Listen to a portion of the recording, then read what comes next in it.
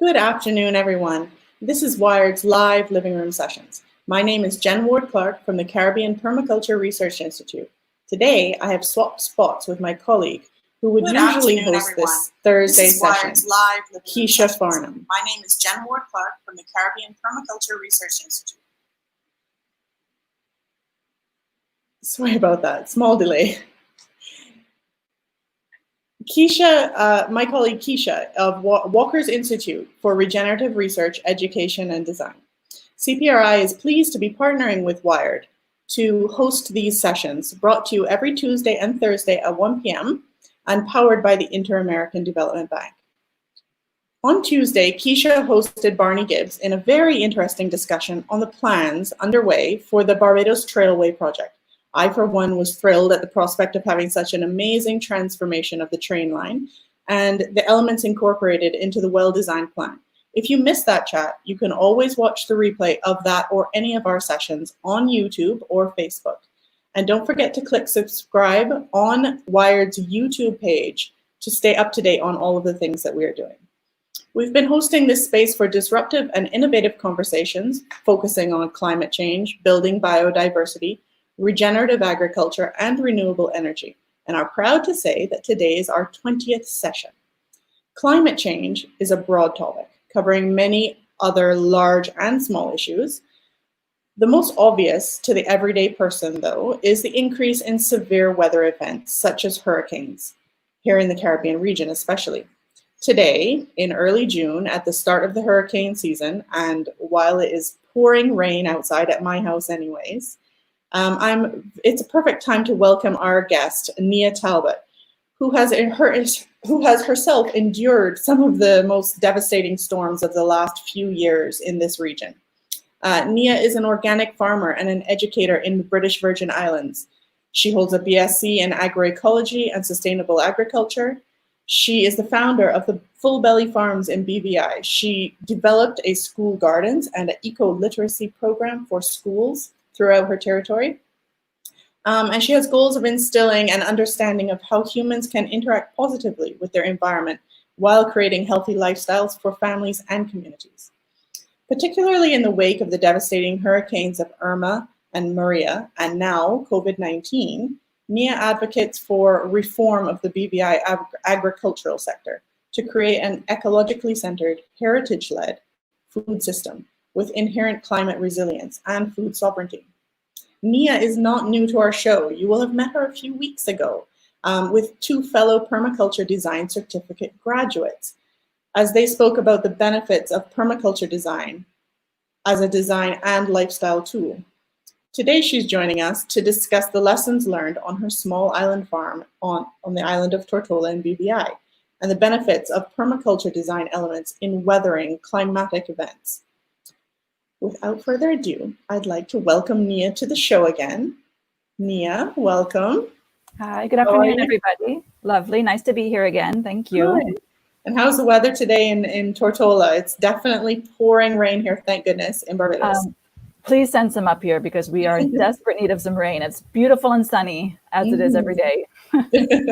Well, it has been very, very dry here as well, and that's all a part of it. So one of the major things that we are experiencing in this entire region is a very severe drought followed by very severe storms. And it's navigating those differences that is really what brings permaculture together. So could you start by just give us a brief overview about yourself, your life in Tortola, and your farm, Full Belly Farms on BVI? Yeah, so as you said in my bio, I studied agroecology and sustainable agriculture and carried that forward to actually become a farmer.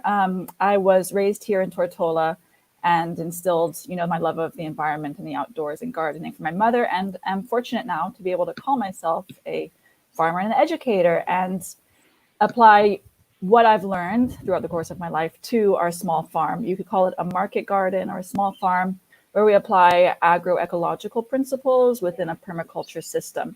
So it's working in harmony with nature, essentially, and working within the seasons and working closely with our seasons. So that is obviously increasingly challenging, but with, the permaculture lens through it and an ever increasing knowledge and closeness to our natural world, then it makes it each year, each growing season, we get a little bit better. And each year and each season is a different thing to face. So it's an adventure. Absolutely. So now you mentioned the seasons.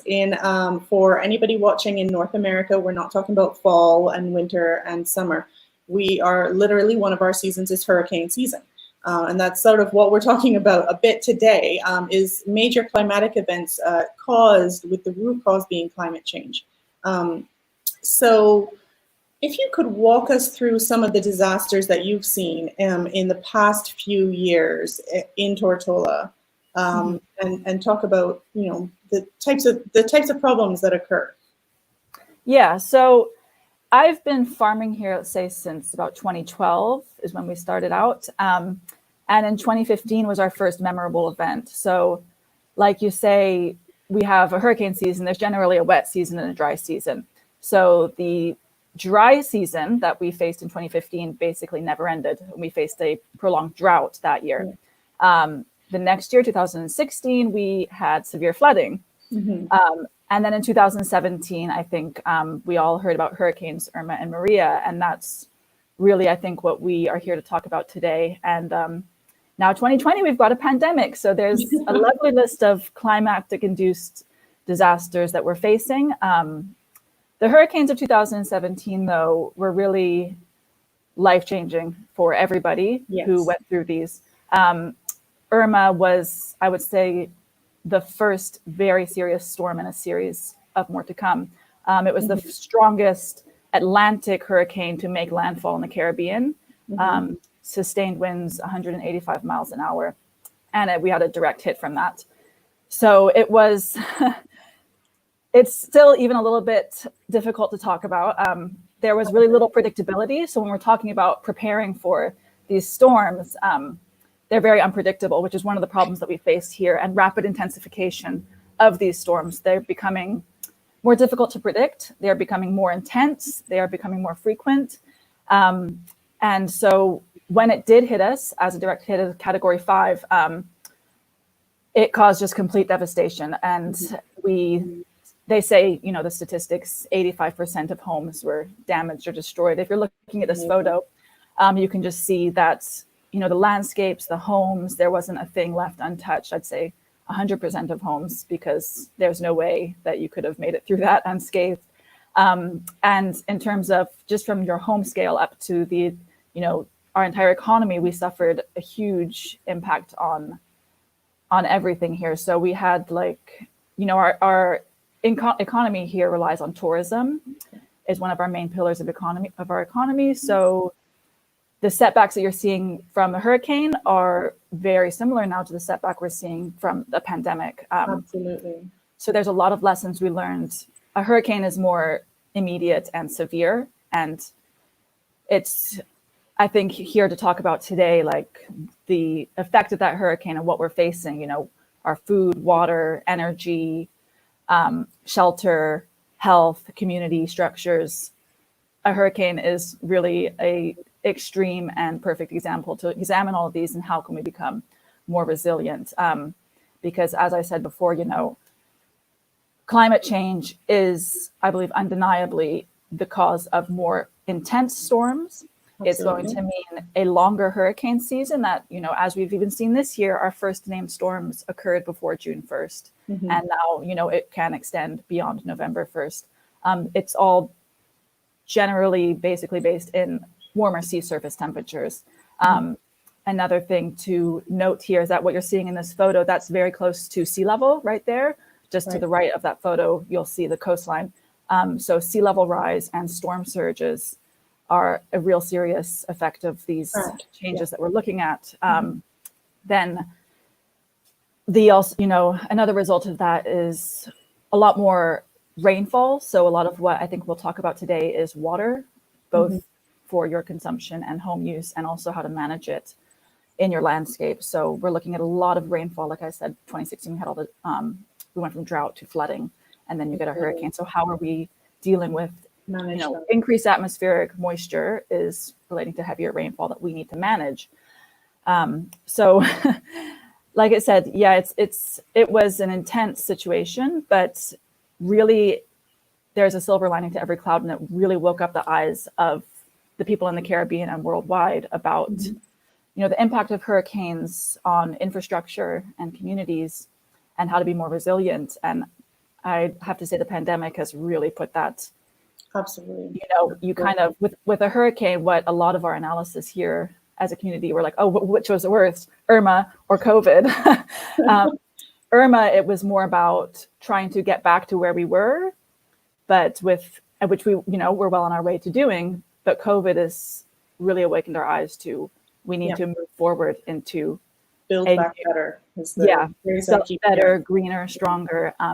And what is not working? So there are a lot of things within the system that aren't working. So how can we adjust those and alter our course to hopefully mitigate, the inevitable disasters and challenges that we're going to be facing to become safer and more secure as we face them.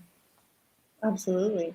And that leads us really well into our next question, which was really about what are some of the major issues that arose so during, immediately, and after in the weeks following. Now, the question is referring specifically to hurricane events. But as you pointed out before, the effects of the hurricane are extremely similar, not on a personal level in terms of destruction and the loss that would have occurred, but to the pandemic. So in the wake of a climatic event, which includes hurricanes and pandemics, what are some of the major issues that would have arisen for you anyways?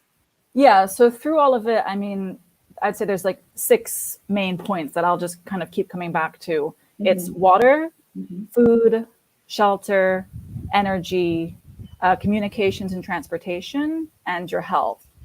So, the day after a hurricane or a disaster, an earthquake, these sudden onset disasters, you're looking at your food and water and your shelter and your safety.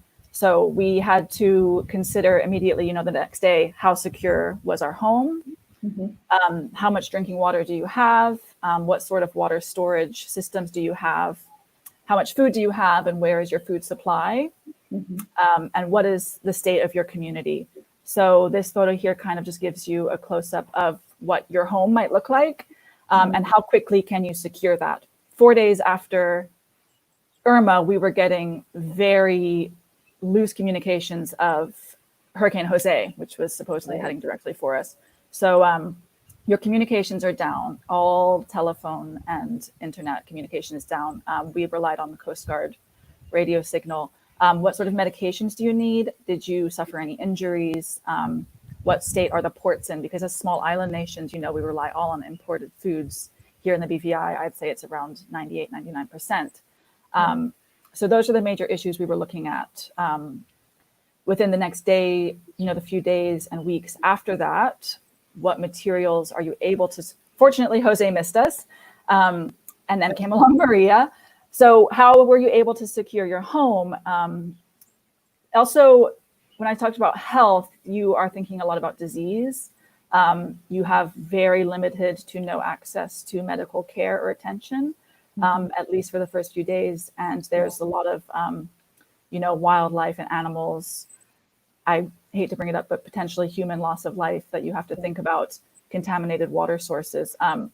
So you are working around your home and within your very close neighborhood or community to identify, okay, what sort of food sources do we have? And I think I'll talk, as we move forward about how to design for that. What sort of food sources do you have? Where are you getting your clean water from? Who needs medication and attention? And where's your energy coming from? At this point, you've kind of developed a really good verbal communication throughout your neighborhood. So communication, you get word of mouth. And it's also, okay, after a storm, you're still in hurricane season. So what are you facing? Is there going to be more rain? Even just rain is a huge issue then. And how do you support your neighbors and your community? We only suffered 4 deaths during Hurricane Irma here in the BVI, which was just incredible. That's sad, but incredible. Very, a daylight storm, and I think speaks well to, that people were able to find secure shelter. But after a storm, as we saw in Puerto Rico, the disputes over the numbers of deaths, because it's a lot about stress, stress and anxiety in that season. Access to medication is a huge thing. So before a storm, be thinking about that. And even as we're going into this hurricane season, I guess we'll talk about that moving forward, how to prepare for all those things, both, physically and mentally, to be able to cope during a storm and moving forward through it. Absolutely. And so you're mentioning lots of different things. And I think one of the classic things that sort of everybody knows throughout the Caribbean, the things that you need to do to prepare for a hurricane involve canned food, bottled water, your medications, your IDs, things like that in sort of a disaster prep container of some sort. Those things are not going to last you for very long. Yeah. That's not the kind of, it serves you very immediately, and it relies heavily on the fact that help will arrive very soon, and that we know that that's not the case in most circumstances. So my next question leads us into your farm and your property. And I'm wondering if you can talk to us a bit about the comparison to in comparison to the extensive damage seen across the region, sorry. How is your farm better prepared to weather the storm? So what I'm referring to is your property itself. How do we prepare our actual property to better weather the storm so that we perhaps don't need as much help in those immediate few days? Yeah, so just like you said, I think we have our Department for Disaster Management here, and they have an extensive list of how you can stock up and prepare. But you're exactly right that last year they recommend for 2 weeks. We were without electricity for 6 months here. So there's that immediate recovery, or that immediate make sure you have everything you need for a couple weeks. But in order to minimize the difficulties and damages that you have to face, plan ahead on a larger scale. So my farm at the time, that was 2016, we'd only had about just 1 year of operating at that location. So I would say, fortunately, we didn't suffer that much damage because we hadn't built anything yet. It was all in the ground crops. But I can speak about, other property that, the home where we were living, family and friends, and our farm in terms of your land use. So one thing that we really noticed here throughout the territories, we have quite sloping, steep land that we both build and farm on. And terracing was just a lifesaver. After the storm, we still had food growing within the terraces because of the way that it's just like steps going up and the wind will blow over it. So also windbreaks. So we had a lot of tree growth around the farm. So even though we were basically on the top of a mountain, windbreaks of trees, dense forested areas, if your fields or your property is flat, it's the same thing. You can, you design for windbreaks to break up that wind, keep it going over you. We had, and then I think we'll talk a little bit more about like what crops you grow. So ground crops. I knew the day after the storm, I would be able to go out there and, dig some root crops out of the ground because they weren't going anywhere. And then what really saved us afterwards, in the days afterward, is just that close community. So, looking at who's around you, do you know the people around you? Do you know, do you have a doctor in your neighborhood? Do you have somebody with a farm nearby you, who has banana trees versus who has a really large cistern that's remained clean? So there was nobody throughout our territory that remained unscathed and did not have intense damage. So to mitigate those effects, though, it is just looking at the resources, both human and land around you, and how you have planned for those for the long term. So as we're talking about that list of, make sure you have your medication, your water, your canned foods, but how is your home prepared? What style of home have you built, or what style of home do you live in? Is it safe? How can you secure it? How exposed are you? What sort of wind exposure do you have? So looking at what we call in permaculture a sector analysis of your space is something that I've just kind of do constantly. It's all about that observation and studying of your space. So where's the wind coming from? For a hurricane, for a sector analysis of your space for a hurricane is really difficult because it comes from 360 degrees at any given time. So it's learning from nature and what the aftermath of the storm. I learned a lot about, how the landscape has recovered because what they, it was an ecological reset. We went right from, second and third growth forests back to primary growth grasslands. So it's been a really interesting. Tell by the first photo that you showed us. Absolutely. Yeah. So you imagine it's even today I can look out and you still see the damaged trees. So now you're looking at grasslands and how does that affect everything, your watershed, how much rain are we getting because we don't have the growth of forests on our mountains. Where is that water going? How much is running off? Even, the reefs and the ocean floor was remapped afterwards. So it's looking, you just have to kind of reevaluate your landscape. I think that's kind of moving on to our other question though. But just to, talk a bit, just to wrap that up,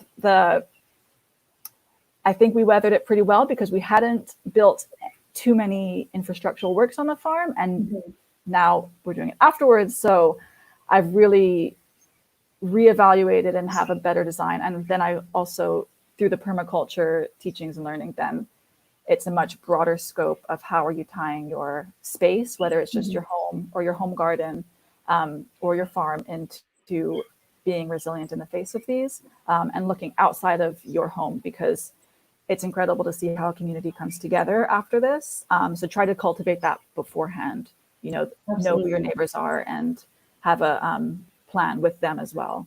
Absolutely. So now in the interim between these storms, which devastated your island, and now you have taken a permaculture design course. And we spoke about that in our last session. So if anybody's missed that, you can always rewatch the replays. They're on our Facebook page as well as Wired's YouTube channel. So you can hear Nea and two of her colleagues, Celia and Fiona, speaking about the course and the benefits of permaculture. But so what I'm getting at here now is that we've heard lots of different things about your implementation of permaculture in the aftermath. My next question really is what have you changed on your farm in the aftermath, and what have you learned since furthering your permaculture knowledge? So you've mentioned community, you've mentioned water, you've mentioned lots of different changes. And what I'm interested to hear is how would you do it differently, really, and what did you learn? Yeah, this one I can talk about for a very long time. Yeah. There's so many lessons learned. And I hope that there are other people in the BVI listening in on this and other islands who went through across these storms the Caribbean. Well. Yep. Barbados is very lucky to be spared in this particular case, but it is not always going to be the case, and we do need to realize that. Yeah, and the hurricane belt where the storms move through can go north and south as well now as the sea surface temperatures rise. So many lessons afterwards. So let's talk about water, because I know in Barbados, I think we had that conversation, not many people there have cisterns in their home, under their homes. That's required here through our planning department. Your home, so right now I'm sitting on top of my cistern. It's a cement box underneath my house, and we catch all our rainwater off the roof. And that is, you can be used for drinking, bathing, everything.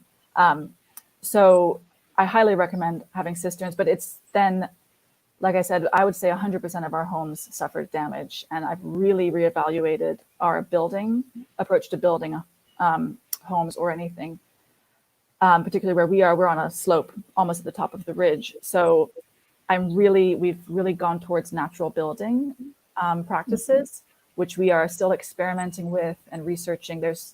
I learned by doing, which is why I attended that permaculture course, because I needed to see hands-on, and it's still not a widespread practice in the Caribbean, but it is elsewhere in the world, in the Pacific Islands, where they suffer very extreme cyclones as well. Looking at natural building, which is using natural materials and also integrating your buildings into your landscape. So for example, I'm on a slope at the top of a ridge. I want to fit into that slope. If you're on, I want to set back and set low. If you're on a flat, if you're in a flat area, you'll want to reevaluate that, but you want to minimize that impact of the wind directly on your building. There you can see how we are, have built the land there. So it's terrace, that's what I'm speaking. We have low terraces. And what I love about this photo is that you can kind of see, if you see the stone terrace, you see the crop, and behind that crop, it's a little bit of a ridge, and it goes down and dips and goes up into a small pathway where you work up. But those are like mini swales. So in permaculture, a swale works on contour. So these terraces are on contour to the slope. And behind that, the water catches and holds there. So it's not pooling on my crops if there's a flood. When it's heavy rains, the water pools behind and sinks back into. And then also, if you look at that photo, you're seeing, quick crops that grow quickly. You can plant, and within a month you have a food. You're seeing your root crops. There's yam, there's tania there, there's plantain and papaya, and there's some herbs, there's medicinal herbs in the background, and there's some fruit trees. So that's just mixed crop planting. So I really emphasize the importance of that, because not only does it just give you a diversity of foods in the face of whatever sort of disaster you might face, if it's a drought, if it's a flood, if it's a storm, if it's a pandemic, during any season of the year, you have a diversity of food that's available to you. So sorry if you're hearing the wind here. It seems like you're having a weather event. Yes, well, it's lovely to sit outside on my porch to chat, but yeah, you might hear some roosters as well. So I didn't change the way that we planted there, but that was, that's a traditional way of planting here. So it's important to what this are pretty typical throughout BVI. In Barbados, we have some sloping areas, but we do have a lot of flat lands as well. But it's not that we couldn't incorporate this principle. So the way that you are terracing and using the swale at the same time, which is helping to sink the water into the landscape, as opposed to just our classic design of run the storm water to the ocean as fast as you possibly can, because we don't want to flood. It's almost combating that principle to use the water in a way that you've designed. I think it's really important to think about, the amount of rainfall that falls, just what you're experiencing there in Barbados today, as well as what happens in a hurricane. That water that's running off of our lands, and here you see it a lot in our bays, it's running right into the reefs and the ocean becomes brown. That water should not really be doing that. It should be being sunk into the land. Absolutely. And then, here our water table has really sunk. So we don't have as much water within the ground. Our guts, we have what are called guts, which in the valley is where the water runs during the rainy season. Gullies there. Okay, so they don't hold water anymore. So we're lacking that groundwater. So all of that water that we see running off should be kept on the land and sunk, the slow sink spread. You slow that water down, you let it sink into the ground and spread it out underground back into the water table to support your forests. So that's through, swales are actually what you see here is small scale, but they should be done across your property. Storage ponds, you can integrate ponds into your landscape. Right below this terrace, there's a forest line. So the forest begins there. It's a windbreak. The wind, doing your sector analysis here, the wind is basically coming from, if you look down that row, that is southeast, and that's generally where the wind is coming from, southeast. So I have a strong windbreak going that side, and below that is going to be more food forest, so where you're going to have integrated ponds and swales running on contour. We don't have a gut on our property, which means we don't have access to water except for rainwater. So I'm very focused on keeping that water that falls on that land there. And regardless of what your property is or what your goals are, the water that runs off your property, off roads, off rooftops, onto the ground, if your landscape, even if it is forested or grassland or field, it's depending on the health of the soil, it's probably suffering from erosion. So it's about the organic matter in your soil, how much water can it hold? The more organic matter in your soil, the more rainwater that's going to fall and sink and stay there. Less organic matter just means that it'll run off the top And it won't, in the dry season, you will see your soil will dry out a lot faster than that of what you might see next door in a forest. So it really, all that water we see running off the road should be, and the other, wherever it's running off, needs to be kept there, because that's, if that's not going into our water table.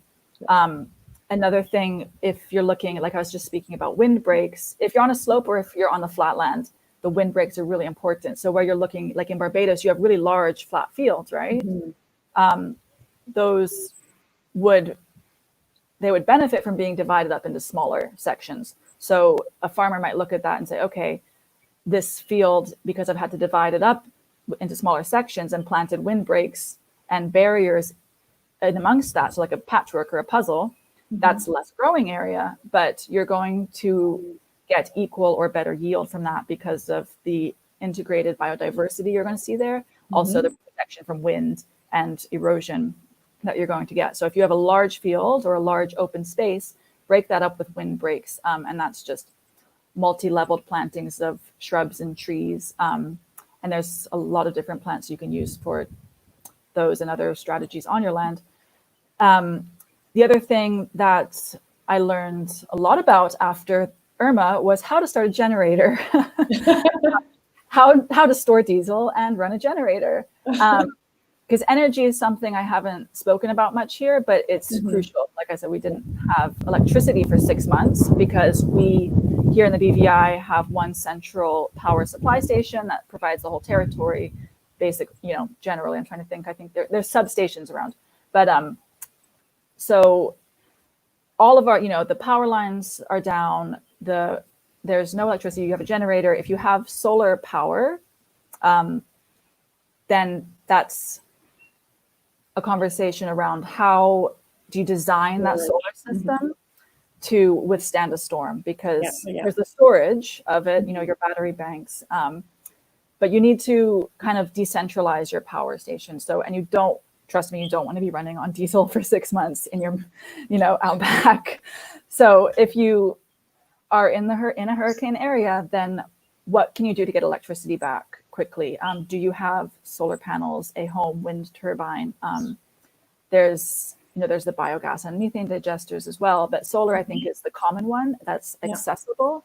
And yes, they do get damaged and destroyed, but that's a lot of consideration there around the design and installation and the strength of the system when you put it in. And looking at the windbreaks to help mitigate that as well. Exactly. And how they're fitting into the landform of where they are and the size. Are they attached to your roof or are they ground mounted? Can you take them down? Small home systems, it's possible to take them down. Maybe not for, you need specific skills and to do that, but you can take them down. There is also, what they call the solar flower, which is basically like, it looks like a big flower. It's about twice as tall as a person. We have one or two here in the BVI, so I have seen them functioning. It's really amazing. It's basically a stand with panels that come out looking like a windmill, and they open out to catch the sun, and you can close them down and they fold back in and go back into their metal enclosure. So it's perfect for a storm, and it's ground mounted, and it's enough for a home system. So that's a really secure way to do it. But with a solar system, it's not, they're not always going to be destroyed in a hurricane. It's the quality of the installation, and debris is a big problem. Debris is a huge cause of damage to your home, your car, your boats, your solar system. So what around you is going to become a flying projectile, which basically is everything, and, trees and everything. So, but you want to perhaps any kind of backup power system that you can look at and have a good supply of batteries and everything. But a whole backup renewable energy system that you can rely on in that time, because it can be many months before you can get your energy back. So it's then making sure you have, tell me if I'm going over time on this. No, it's okay. So paying attention to then beforehand, this season, we're already in the hurricane season, but how are you designing your garden around your home? Do you have a family food producer? you have a community food producer, someone in your neighborhood that is planting crops that are going to be available for you after a storm? And I think that will lead us into our next question on what do we need to do to be prepared. But before we get there, I do know that you had a really interesting photo to show us regarding a natural building, which you touched a bit on earlier, with a really interesting home. And if you could talk to us a bit about the use of design principles like this and your future use of natural building in your own farm. Mm-hmm. Yeah, this is in Aguada, Puerto Rico. Who went through Hurricane Irma. They're Taina Soy. This was after Hurricane Irma. They partnered with Earthship. So I'm sure many people listening have heard of the Earthship out of the American West. Is it New Mexico, Arizona? They have partnered with them and have adapted those principles to be Caribbean-based, which I think is really helpful. So when we visited them there, they were still in the building phase, but these are built around the Earthship principles, which is using waste as a resource. So what you see there is like what looks like beautiful patterning is actually like bottles and cans. They are built low and close to the ground with rounded shapes. So the dome shape is really critical for wind resistance, but for the wind to flow over it safely. So we went to visit this farm, and they had started building this education center for people to come learn natural building techniques. There's also earth bags and super adobe and rammed earth construction, which is what we're kind of looking at here. So the earth bag and super adobe are similar, where you think about how you use sandbags to stop water flow in a storm. We use those to prevent the water coming in the house. You use them to build walls. You stack them and compress them. They're very stable and also earthquake resistant. So these buildings are all designed to be hurricane, wind, and earthquake resistant, which is really important to face here. Puerto Rico also went through some pretty severe earthquakes last December, and these buildings withstood them without any damage. The building style integrates food production within the site, and the water harvesting, which you can't see in this photo, but all of the edges along the roof there are water harvesting systems that bring the water into cisterns. So it's an integrated building approach that is also, this one they were using cement, but using natural building materials, such as the clays and earth from around your site. It's possible anywhere. It's quick and accessible and affordable. So in the wake of a disaster or any sort of interruption to your supplies of materials, you can access building materials to create a secure home. So if I had known more about that after the storm, since the home we were in wasn't built using these principles, it was apparent to see, the damages of conventional construction versus natural building. And so that was one reason why we went to visit this place, to see it hands-on and get some firsthand knowledge of how to do it. So we're still in the planning stages of our building here, but we're definitely going to be implementing this on our site because it would just make me feel more secure up there on the hill. And it's easy to repair. If you do suffer damage, it's easy to repair. You don't need to wait for the hardware store to open because your resources are right there on your land and chances. We've used natural building, and we've run a couple of small courses, not to this scale, of course, in creating some ovens at Wired's Walker's Reserve site. So you will have experienced that during your PDC as well, and gotten involved in getting a little bit dirty with mixing some of the natural materials. So we were using vetiver, which is cuscus grass, mixed with sand and clay to create bricks, which we then built into ovens that work really well for cooking pizzas, various different things. This is a huge undertaking to build a building such as that. So I'm super excited to follow along with you as you are creating that. And perhaps in the future, we will get you to come and give us a bit of a demonstration, or maybe we'll visit you in BVI to see how you're doing. You're always welcome. And I will make sure that we do some more mud dancing with it. Yeah. And like you said, vetiver, the couscous grass, I'm a complete convert to that. It should be in everybody's landscape, not just for its diverse usefulness in building and in mulching, but the soil building and erosion prevention of that grass. And it's a beautiful grass to have in your landscape. Permaculture superstar, we call that. Yes. Yeah. So, guys, if you're just joining in with us now, I'm actually with Nea Talbot. She's from Belly Farms in Tortola, the British Virgin Islands. We're discussing the positive impact that permaculture can have throughout our hurricane-prone region. Nea is going to be taking questions live from the audience in just a few minutes. So be sure to post your questions on our Facebook feed or on the discussion on YouTube, where we're streaming live on Wired's YouTube channel. So be sure to post your questions for her. We will be going to them in just a few minutes. My last question for you, which you sort of edged into a little bit earlier, but it's just around giving us some tips. So how can we all be proactive this hurricane season? Can you give us some tips, some action items? What do we need to do around our own properties within our communities right now? Quick, before hurricane season hits. I hope you all have your hurricane preparedness kits in your home. I hope you have your evacuation plan ready. And I hope you know where your shelters are, and then you know who's in your community. Do make sure you have all of your passports and important documents together in one place. But know who's in your community. If you don't, then start to get to know them. We have, in the community where I live, we have a WhatsApp chat group, which is moderated by my neighbor right over here, and it's the entire bay. We live in a bay here. So they've taken surveys and assessed who has special skills, how many people are here, what sort of resources might you need in the face of a disaster. And that's amazing. I think that's a really good, simple thing to do.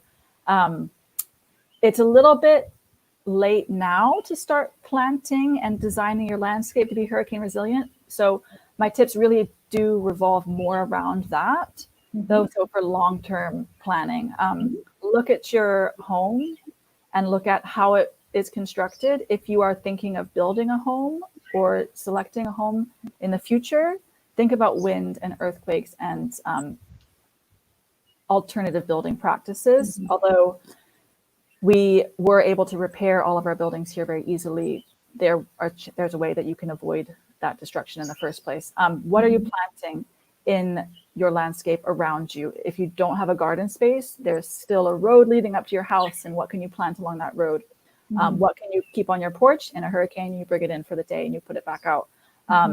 What sort of perennial plants, because annuals, which are more our soft food crops, won't really survive, but the perennial things with strong root systems will survive and come back. You're going to be wanting to plan for your water runoff. So if the road leading up to your house or the hillside above your house, or how close are you to the sea, storm surge is a real concern.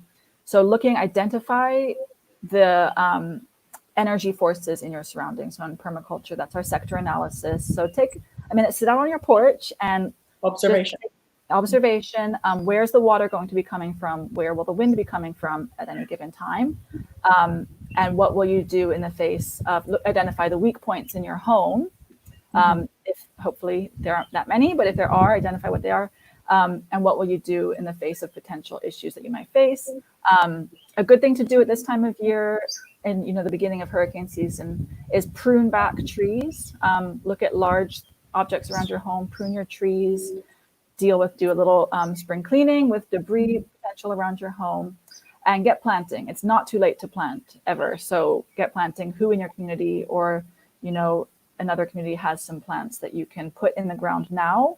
I think during the pandemic, a lot of people had lots of time to do gardening, and there was a lot of food planted, which is amazing because you couldn't just go to the grocery store. And the same thing you're going to be facing in a disaster, and potentially damage to ports is a serious concern. So hardy, tolerant crops that you can plant now include, you can pull up the chart there if you want to.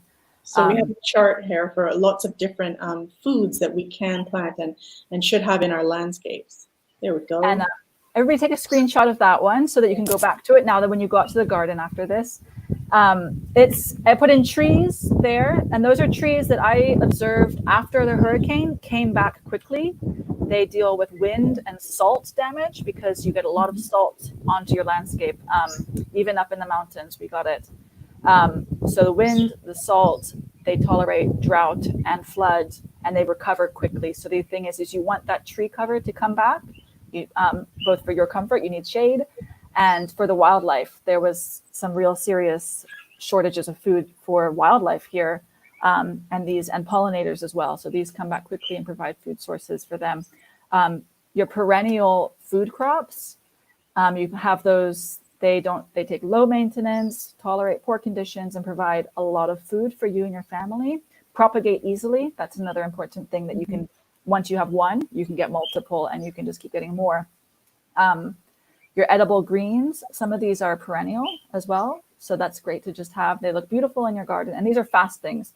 So having your seed bank, which is something I haven't mentioned yet, but your community seed bank or your home seed bank, once you have, for example, a lettuce plant, you can have thousands of lettuce plants because they produce a lot of seed. Same with tomatoes, beans. So start saving your seeds. If you have a farmer's market, go chat with farmers. They often have seeds and are producing seed. So these are the things you plant right after the storm to supplement as well. And I put in medicinal plants. I think that's really important just for everyday use and for your general health. But like I said, in the post-storm situation or post-disaster, access to medical care is really limited. So you want to kind of examine what can you have on hand to deal with minor things yourself and prevent issues, because stress is a big challenge after these sorts of things. And there's a lot of just basic herbs you can have in your garden, and you have your nice bush tea, and they help. Passion flower is a good one for that. I can't overemphasize the toll that stress can take on people in the post-disaster environment. And then also just basic illnesses, cough, cold, flu. Have your own medicine kit there. There's a lot of things there that you can deal with minor cuts and burns yourself, so that you're just a little bit safer, a little bit more resilient there to take care of your family and your community. So if you are looking around your landscape, a lot of these can just be planted kind of in marginal areas. They're really hardy, easy to keep on hand, and that when you wake up after a disaster or you are put into lockdown, you have a really good source of food and beauty and medicine around you to carry you through these situations. So if you, like I said, farmers markets are a great place to go to chat with local farmers for sourcing these things if you don't have them already. Well, one of the really big takeaways that I'm getting from your talk today is the community aspect. Now, the minute the pandemic hit and we couldn't go anywhere, I think that one of the silver linings of that has been that we've gotten to know our neighbors a lot better. Like what you mentioned with the WhatsApp groups, that sort of thing has developed, I've heard, in a lot of different pockets around our island as well. So it's going to be a matter of keeping that going. And as you said, so assess, it seems like your community has done an excellent job of assessing the skills, assessing what each person has. So that's a massive list that you had up there of a lot of different plants. People might be a little taken aback as to say, oh, I can't even grow a flower. So there's no way I'm going to be able to have all of that on my property. It's not necessarily that case. It's working with your community, keeping that community alive that we have seen come out of COVID-19, and talk to your friends and your neighbors and find your local farmers. What do they grow? You don't need to grow every last thing that's on that list. You also, you might find that you surprise yourself because you have somebody in your neighborhood who has a massive supply of rainwater, because that's their thing. They collect rainwater. I know in my neighborhood, I have one person who collects so much rainwater. I don't know what they'll ever do with it. And I know I have another person who is very knowledgeable in wind power. So he has a few different types of homemade wind turbines, which might come in very useful for at least charging a phone, sharing with your neighbors. And then, if I have a certain amount of a type of crop that I have grown really well at home and I can trade with my neighbors, it's going to come to post-storm, post-pandemic, all of those things. We need to be able to communicate really well with our neighbors and be able to trade, really. Yes.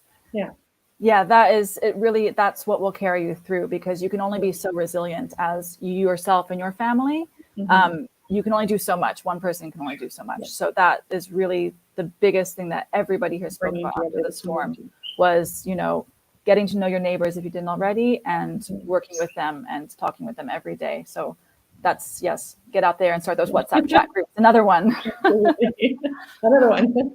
On community, we only have a few minutes left. We could keep going forever, but I do want to give our community, our viewers, a bit of a chance to ask you some questions as well. So we have some questions from the audience ready to go, if we can get our first one perfect. So this one is from a YouTube user. It's great to see our users on YouTube. Due to the unpredictable nature of hurricanes, do you think that mitigation measures should assume that all hurricanes have the potential to be Category 5 and prepare accordingly? That's an emphatic yes. Yes. There was a lot of stipulation after Irma here that wasn't a Category 5, that was a Category 6 or 7. A Category 5 is a wind speed, sustained wind speeds. That's not just gusts, that's constant 155 miles an hour. Irma was sustained 185 miles an hour. It sounded like a train was going through your house. So yes, they all have the potential to be Cat 5. More of them will reach that. And the intensity can increase beyond that. So absolutely, I would say yes, always be prepared for that, because if it's not that bad, you'll be glad. And if it is that bad, you'll also be glad that you'd prepared as best you can. Absolutely. And they have the potential to change at the very last second as well. Increase in speed, increase in intensity, change course. And we've seen that a number of times as well. Yeah, I think increased, the climate change is causing an increased number of our more severe hurricanes as well. So. Yes, and don't forget that it's not just about the wind, but it's about the water, rainwater, and storm surge. So, if you are at sea level or close to sea level, what is normal storm surge height? What is a storm surge in the face of sea level rise? So really be thinking about that, and more rainfall. So if you think we haven't had flooding here before in a hurricane, it's not that it can't happen. So there's the wind and the water aspect of it. So definitely always be prepared for the worst, hope for the best. Perfect. I'm sure we have some more questions from our audience. This next one is from Patrick. Do you believe that BVI is impacted by the result of the other countries' inaction on climate change? If you could tell them all one thing, what would it be? Oh, wow. Yes, I do. And that's one of the things. It's all the small island nations, we don't produce as many greenhouse gases due to our, less industrialized systems. We don't, in the BVI, we don't have large factories or industrial things going on here. But, the US, UK, China, those places where most of the greenhouse gas emissions are coming out of, but it's creating the climate change that's affecting, the Caribbean, the Pacific Islands, the Indian Ocean, where people have less resilience due to, generally lower incomes and less developed economies. So the people who are getting impacted are not generally the ones who are really causing it. So the answer to your question is yes. And if I could tell them all one thing, I'm trying to think. I have a 3-year-old, so I'm always, when I'm reading her stories, I'm always thinking about Horton Hears a Who, and a person's a person no matter how small. So it's the equity of, even though we are smaller islands, we are dealing with these issues ourselves. One thing that's really difficult, I'd have to think about that for a while. But it would obviously be a discussion about looking at legislation and action towards environmental responsibility in agriculture and in industry. And that's, again, like with the pandemic, we know that's the effect of deforestation and environmental damage. So I wouldn't tell them one thing. I'd like to sit down at a table and have a discussion about permaculture. Yeah. That's a very good point. Permaculture is very much a really wide, broad topic. It covers a lot of different things, landscaping, lifestyle choices. So one of the things that came out in one of our previous talks, and I'm racking my brain to try and remember whose talk it was, but it came down to the consumer. So your your ability to vote for climate change or not with your everyday purchases. Yes. So yes, we on small islands may not cause all of the greenhouse gases. We may not be producing as much carbon putting as much carbon into the atmosphere as other large countries are, but we certainly purchase from those countries, and we certainly purchase products produced in negative ways. So it comes down to a matter of thinking about the products that you're purchasing and where are they coming from? Are they harming or are they hurting? Are they hurting or are they helping the environment? Those sorts of things too. So. Yeah, just one more note on that. I think there's a lot of conversation around I'm just one person, what I do doesn't have that much of an impact. And I have trouble accepting that. I don't believe that's true. And one of the things that came out of the pandemic was highlighted like that many people making a change in their lifestyle did make a difference, and it made an impact on those systems. So if we all make a choice, we all have one thing to say to those corporations and powers that are creating these issues. As you said, we're the consumers of that.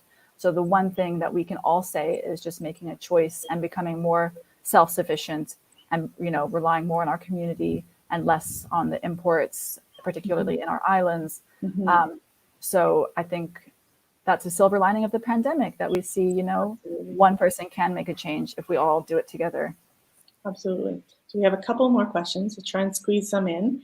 If we can have our next question up. The next one is from Edgewaters on YouTube again. Thanks very much. From your past experiences with hurricanes, were any changes made your planting patterns for each season, or made in your planting patterns for each season? For example, planting root crops one time of the year and greens another. Yeah, so that's something in Northern Hemispheres, you have 4 distinct seasons, and it makes it really easy to plan. In the Caribbean, we have basically wet and dry seasons, and those dictate what we do. So it didn't change it, but it makes you more aware of it, so that, your root crops are harvested and planted generally at the same time each year. And that's dictated by the rainy seasons. Your greens and more delicate crops are planted generally the winter season. And I believe like March, don't quote me on this, but this is just what I see on my farm. March is a good time for harvesting, March through April, May.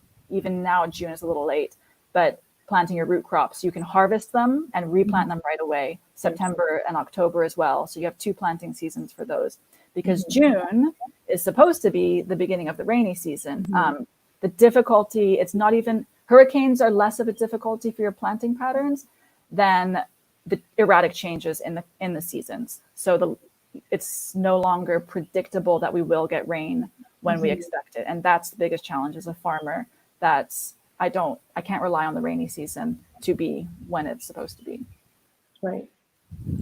It is challenging, and every different island has different climatic areas, as you said. So what you see on your farm might not be what a farmer is seeing, particularly in Barbados on a farm. It comes down to the observation that you kept mentioning before as well, in terms of just being outside and knowing your area, know your property, know your neighbors, and to be able to anticipate what might happen during a hurricane, and now that we have a bit of knowledge, what might happen after a pandemic or any similar event that's related to the climate, to be able to plan for those things. So I think we can squeeze in, if you have one last little tip for us, a piece of information. Is there anything that you want to let us know before you go, just as we wrap up here? I think we've covered a lot. I'm grateful for the questions. I'm grateful for all of the interaction with some lovely questions. One tip that I would like to give to people is, I've already said it, is just reach out to community and observe. So if we have a lot of quiet time now, or we have during this lockdown, to observe, pay attention to what's growing, what's around you, and start to work more with the seasons there. Wake up early and go to bed early. And because it's about taking care of your mental state as you face these really stressful situations like pandemics and disasters. So just have systems in place and develop relationships that can accommodate for that, and just take care of each other in your family and in your community. Be prepared, stock up a little bit, don't panic, but be prepared. No panic buying. No, but do stock up. And just they're unpredictable. So that's a difficult thing to deal with as human beings. I believe we like predictability and routine. We're always trying to predict things. But you generally, they're coming. So just be prepared, and eat local. Like, the less you rely on imports as small islands, the less we rely on those imports, the stronger we will be. So Absolutely. if you want to eat a potato, choose a yam instead, and make those small changes in your everyday life so that when a drastic change happens, it's maybe a little less painful. Yeah. Absolutely. Thank you so much for talking to us today, Nea. It's been really insightful. You've given us a whole bunch of really great information. And I do hope that people go back to your list of plants that they should have around their home, because that's a very good piece of information there. I wish you a wet, rainy season, but not a strong hurricane. Yes, thank you. And the same to you and all our listeners. Yeah. Thanks so much. And if anybody wants to reach out to Nea in the future, you can find her on her Facebook page, Belly Farm BVI. And we'll make sure that all of the questions addressed in the chat, Nea has access to those as well, so she can chat with you on there. Thanks so much, Nea. I'd like to do that. Look forward to seeing you sometime soon in the future, hopefully in BVI. Yes, you're welcome always. Thank you, Jen. Thanks. So guys, next week, you can join in on Tuesday as I chat with Clarke Brown, Barbadian born and bred. You know him as the soca artist, entertainer, host extraordinaire, DJ, radio personality, but did you know that he is also a farmer? Join us on Tuesday, June 23rd at 1 p.m. And you can meet Farmer Brown. And I look forward to seeing you all then. Thanks. Bye-bye.